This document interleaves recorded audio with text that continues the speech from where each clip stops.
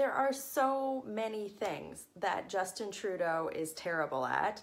It's difficult to pick just one to talk about, but what I want to bring to you today is an update on a couple of bills and situations that many of you have written to my office, put comments on my YouTube channel about, and that is Bill C-71, the Firearms Bill, Bill C-75, their Omnibus Justice Bill, I put that in quotes, as well as the backlog of judicial appointments, and my bill to close the loophole that lets people get away with certain types of bestiality.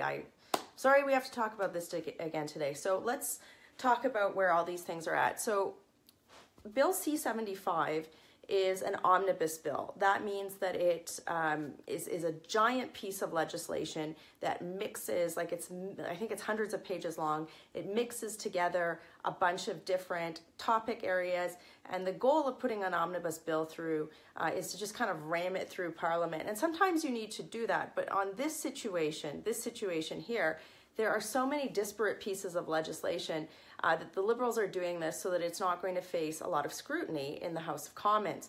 So a few things. Bill C-75, this Omnibus Justice Bill, again in quotations, it combines several pieces of legislation that the government has tried to table in the past. We're now 2.5 years into the government's mandate, and they have been able to get nothing through the House of Commons. They can't manage their legislative agenda. Many of you have seen their House leader, Bardish Chagger, fail spectacularly in the House. So what they're trying to do is mush a bunch of things that they've already tried to legislate into one bill, add a bunch of more stuff, and ram it through the House of Commons without debate. But many of you have expressed, and rightly expressed, concerns about this bill. It was tabled in the House on the Thursday evening before the House rose for the Easter recess. So I don't think it's been debated in the House yet. And it was kind of just snuck in under the radar with the hopes that media wouldn't pick up on it. So some of the most serious things that I've done an initial review of the bill is that it makes many criminal offenses into something called a hybrid offense.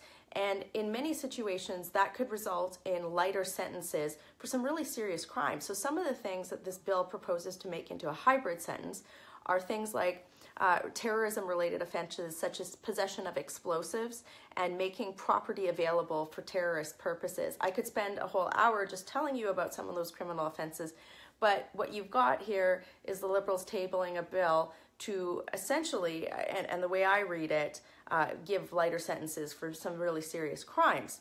Now, they say that this is going to make the justice system more efficient and more effective. That sounds crazy to me. What the government should be doing is what I've come to you before with, and appointing more judges. They have all sorts of vacancies in the judicial system across the country. Many of you have written to my office and said, I can't get a court hearing, or I am the victim of a serious crime and my case is not going to trial.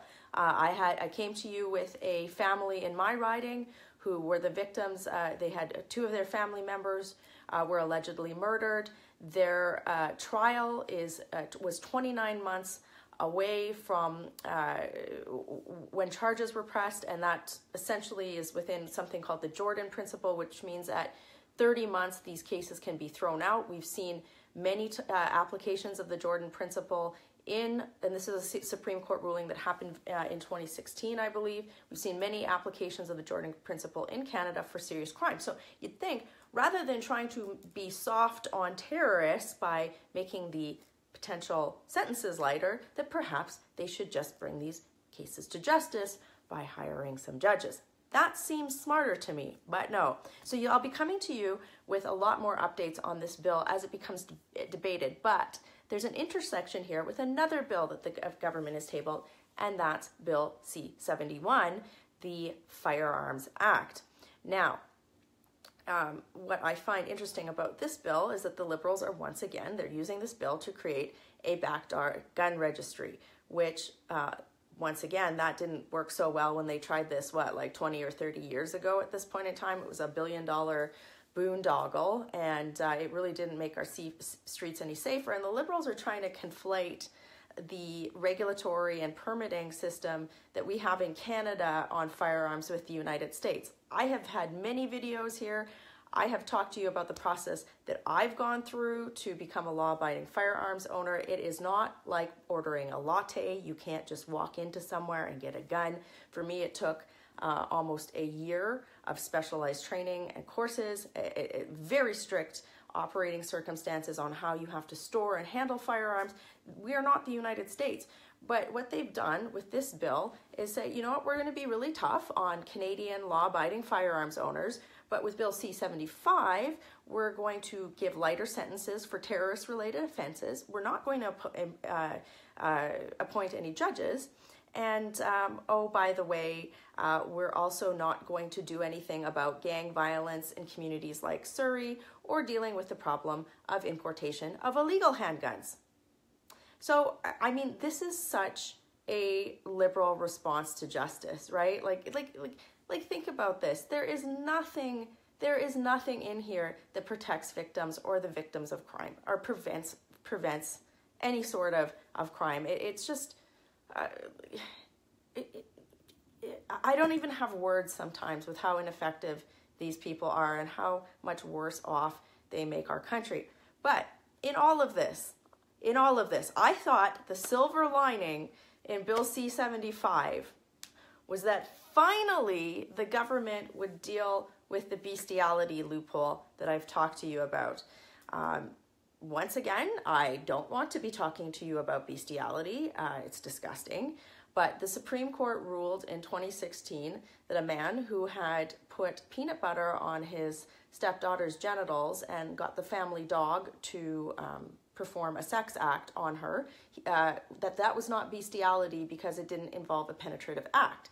The Supreme Court said that it was Parliament's job to put an additional line in the criminal code just to clarify that definition of bestiality. There are 4 other cases at least that are pending that this decision impacts. So some of you have written and said, well, it doesn't really matter, does it, Rempel? Yes, it does. There are other people who are affected by this. And, you know, frankly, I thought I tabled a bill in December. So this is when we're almost on 2 years since the Supreme Court ruling. It's basically almost 6 months since I tabled my bill, that they would have just put this change in this omnibus legislation. I thought that would have been like the one thing that they put in there in this big, massive bill. But no, the priority was on, you know, looking for lighter sentences for possession of explosives. So I'm really disappointed that the government, I don't understand why they wouldn't have put the close the bestiality loophole. I really don't. I don't understand that. That seems ridiculous to me.